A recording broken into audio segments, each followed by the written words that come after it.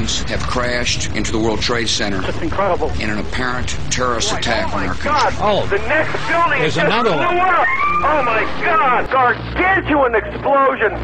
Oh my God! I don't believe it! The northeast corner has exploded in the most incredible explosion. Flames are flying out of the building.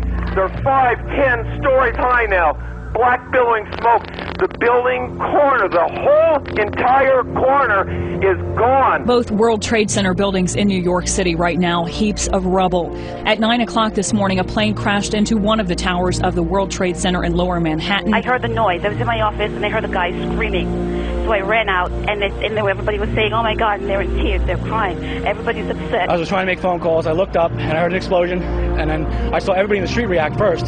People crying, people on the ground, everybody lying down. And then I looked up, and I saw this huge plume of smoke, and the tower just crumbling. And it just turned into a huge plume of smoke, and next thing you know, there's smoke in one tower. Shortly after 9 o'clock, a second plane crashed into the second tower. Oh my God. I heard a noise coming in incredibly low.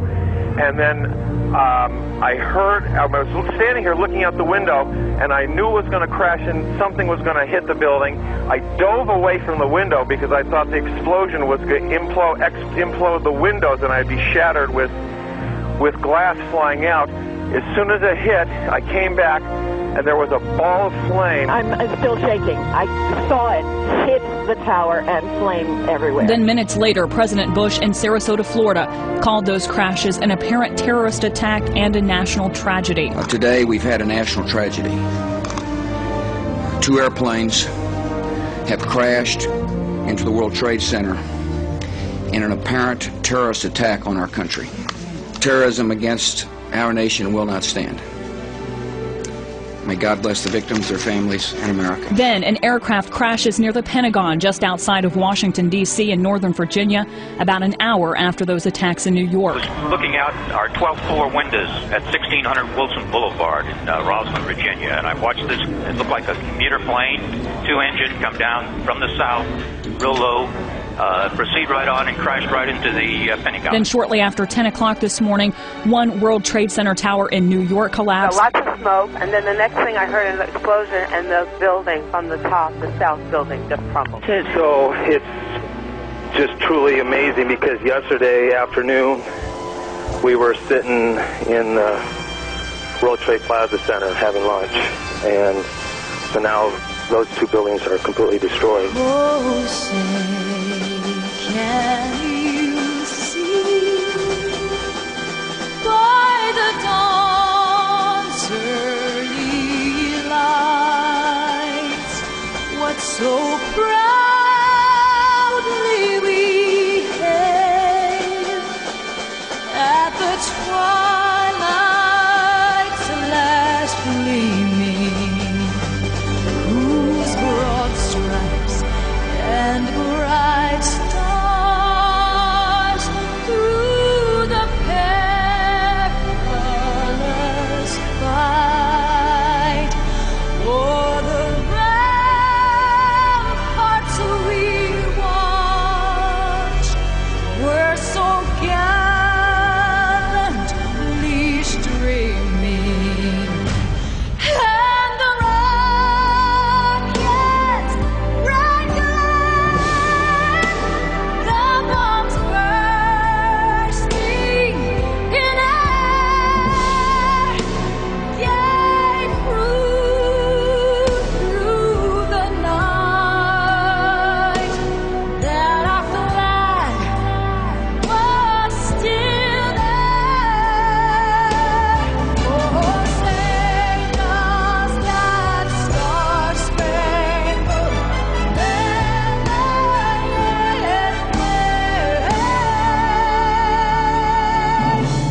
o'er the land of freedom? Freedom itself was attacked this morning by a faceless coward, and freedom will be defended. Make no mistake, the United States will hunt down and punish those responsible for these cowardly acts. We will do whatever is necessary to protect America.